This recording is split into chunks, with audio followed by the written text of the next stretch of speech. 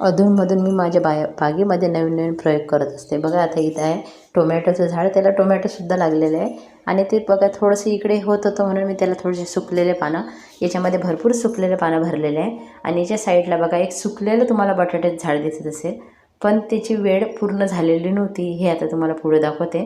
पण सहज केलेला प्रयोग किती आनंद देऊन जाते तेही आज बघा. आणि छोटे मोठे प्रयोग आपल्या बागेमध्ये करत राहत असते. माझी ही छोटीशी प्रयोगशाळा आहे असं मला वाटते.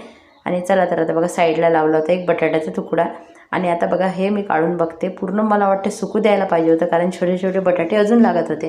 पण पहिला बटाटा मिळाला ना तर लालच वाढली होती. चला तर आता काढून बघूया.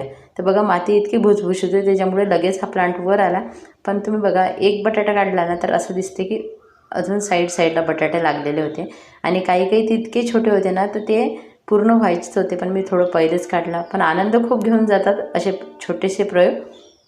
बघा आता पहिल्या वेळेस 5-6 बटाटे निघाले होते, आता थोडे जास्तच निघाले. आणि आजूबाजूला झाडंसुद्धा यायचे. म्हणून बघा माती किती भुसभुशीत पाहिजे. बघा हे छोटे छोटे बटाटे तयार होत होते अजून. म्हणजे बटाट्याला भुसभुशीत माती तर हवीच, त्याच्यासोबत बाकी अजून काळजी असते. याला माती चढवावं लागते, असे काहीतरी कामं राहून जातात आणि म्हणून आपल्याला थोडं कमी मिळते. पण बघा किती छान याचा रिझल्ट आपल्याला मिळू शकतो. आणि थोडे जरी मिळाले मात्र प्रयत्न आणि आनंद खूप मिळतो. आणि प्रयत्न तर मात्र करतच राहायला पाहिजे. आता मला असं वाटलं की छोटे बटाटे मोठे झाले असते अजून, जर मी काही दिवस राहू दिलं असते, प्लांटला पूर्ण सुकू दिलं असता म्हणजे तर बटाटे जास्त मिळाले असते. पण बटाटा कसा वेळ खूप घेतो ना, त्याच्यामुळं जास्तच उत्साह राहते. पण मला माझ्या तुलनेत आधी जे बटाटे लावले ना त्याच्यानंतरचा हा तुकडा लावलेला होता, त्याच्या मानाने याला खूप लवकर बटाटे तयार झाले होते.